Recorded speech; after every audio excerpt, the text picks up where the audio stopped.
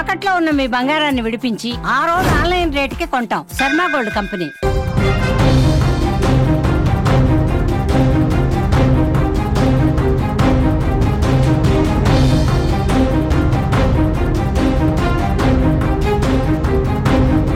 Pastor పగడాల ప్రవీణ్ మరణం మిస్టరీగా మారింది. Hyderabad Tirumalagiri SBH కాలనీకి చెందిన ప్రవీణ్ క్రీస్తు సందేశాలు ఇస్తూ ఉంటారు. టీవీ ఛానల్స్ చర్చల్లోనూ పాల్గొంటూ ఉంటారు. అయితే హైదరాబాద్ నుంచి బైక్ పై విశాఖ వెళ్తున్న ఆయన రాజమహేంద్రవరంలోని గామన్ బ్రిడ్జ్ వద్ద రోడ్డు ప్రమాదానికి గురైనట్లుగా తెలుస్తోంది. ఆయన కొంతమూరు వద్ద వాహనంతో సహా వంతెనపై నుంచి పడిపోయి అక్కడికక్కడే మరణించారు. దీంతో శవ పరీక్ష కోసం రాజమహేంద్రవరం జీజీహెచ్ కి ఆయన మృతదేహాన్ని తరలించారు. అయితే పగడాల ప్రవీణ్ ది రోడ్డు ప్రమాదం కాదని, హత్య అని ఆయన కుటుంబ సభ్యులు, క్రైస్తవ సంఘాలు ఆరోపిస్తున్నాయి. ఈ మేరకు సమగ్ర విచారణ చేపట్టాలని డిమాండ్ చేస్తూ రాజమండ్రి జీజీహెచ్ ఆసుపత్రి వద్ద నిరసనకు దిగారు. హెల్మెట్ పెట్టుకున్నా ఆయన ముఖంపై గాయాలుండడంతో ప్రమాదం కాదని వారంతా భావిస్తున్నారు. అక్కడకు పాస్టర్లు పెద్ద సంఖ్యలో రావడంతో ఉద్రిక్తత పరిస్థితులు నెలకొన్నాయి. క్రైస్తవ మత బోధకులు జాన్ వెస్లీ, విజయ్ కుమార్ రెడ్డి సహా మహాసేన రాజేష్ అక్కడికి చేరుకుని మృతదేహాన్ని పరిశీలించారు. నెల రోజుల క్రితమే ప్రవీణ్ తనకు ప్రాణహాని ఉందని ఓ సందర్భంలో చెప్పారు. ఇంతలోనే ఆయన చనిపోవడం అనుమానాలకు కారణమైంది. దీంతో పోలీసులు ఏం జరిగిందన్న దానిపై సీసీ ఫుటేజ్ ను పరిశీలించి కేసును దర్యాప్తు చేస్తున్నారు.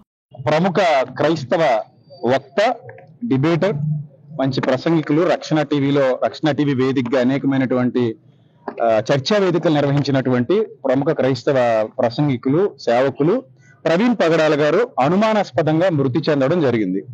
సో ఉదయం ఎన్ని గంటలకు ఆయన చనిపోయారనేది మాకు తెలీదు. ఆయన దివాన్ చెరువు రోడ్డు పక్కన విగత జీవిగా పడున్నారు. ఆయన తల మీద బలమైన గాయాలు అయ్యాయి. పెదవులు కట్ చేసినట్టుగా ఏదో బలంగా ఒక దెబ్బ తగిలినట్టుగా ఉంది. సో అది హెల్మెట్ పెట్టుకుని కూడా అంత దారుణంగా ఎలా అయిపోయారనేది మాకు అర్థం కాలేదు. రెండోది, ఆయన బైక్ స్పీడ్ గా నడిపే వ్యక్తి కూడా కాదు. చాలా శాంతంగా, సాత్వికంగా ఉండేటువంటి వ్యక్తి. సో అలాంటి వ్యక్తి అలాంటి భయంకరమైన పరిస్థితుల్లో మృతి చెందడం అనేది క్రైస్తవ సమాజాన్ని చాలా దిగ్భ్రాంతికి గురి చేసింది. సో కాబట్టి దీని మీద సమగ్రమైన దర్యాప్తు జరిపించండి అని చెప్పేసి పోలీసు వారికి విజ్ఞప్తి చేయడం జరిగింది. ఇందాకనే పోలీసు వారు వచ్చారు. మొదట దాన్ని యాక్సిడెంట్ అని చెప్పారు మాకు. అది సరిగా చూస్తే అది యాక్సిడెంట్ లాగా అనిపించలేదు. సో అందుకే మేము యాక్సిడెంట్ అని ఎఫ్ఐఆర్ ఫైల్ చేయొద్దని కోరాం. దాని అనుమానాస్పద మృతిగానే ఎఫ్ఐఆర్ ఫైల్ చేయమని అడిగాం. సార్ అలాగే ఫైల్ చేస్తామని చెప్పారు. ఎస్పీ గారి దగ్గర నుంచి సిఐ గారు అందరూ మాట్లాడారు. అలాగే ఫైల్ చేస్తామని చెప్పారు. మీడియా ముఖంగా మేము కోరుకునేది ఏంటంటే, ఈ రోజు పొద్దున కొంతమంది ఆయన మరణాన్ని బట్టి ఎవరు చంపేశారో అన్నట్టుగా కొన్ని పోస్టులు పెట్టారని, మళ్ళీ డిలీట్ చేశారని విన్నాం. దయచేసి ప్రభుత్వాలు మీడియా ద్వారా స్పందించి ఈ మృతి వెనక ఉన్న చీకటి కోణాలు ఏమైనా ఉంటే వాటిని సమగ్ర దర్యాప్తు చేసి బయటికి తీసుకురావాలని చెప్పేసి మేము కోరుతున్నాం. ఈరోజు రాజమండ్రిలో ప్రవీణ్ పగడాల గారు అనే ఒక క్రైస్తవ ప్రచారకుడు, సాఫ్ట్వేర్ ఆఫీసులకు అధినేత, ఆయన అనుమానాస్పదంగా మృతి చెందారని మాకు తెలిసిన వెంటనే మేము రావడం జరిగిందండి. బాడీ మార్చిరీలో ఉంది. ఆ బాడీని చూసి, అలాగే అక్కడ యాక్సిడెంట్ జరిగిన విధానం చూస్తా ఉంటే కొన్ని అనుమానాలు అయితే ఖచ్చితంగా కలుగుతున్నాయి. దీని వెనక్కి ఏంటనేది వాస్తవాలు తెలియజేయాల్సిందిగా ఇక్కడ రాజమండ్రి ఎస్పీ గారిని, రాజమండ్రి పోలీసు వారిని రిక్వెస్ట్ చేస్తున్నాం. దీనికి సంబంధించి తెలుగుదేశం పార్టీ మేము లోకేష్ గారికి మెసేజ్ ఆల్రెడీ పంపించడం జరిగింది.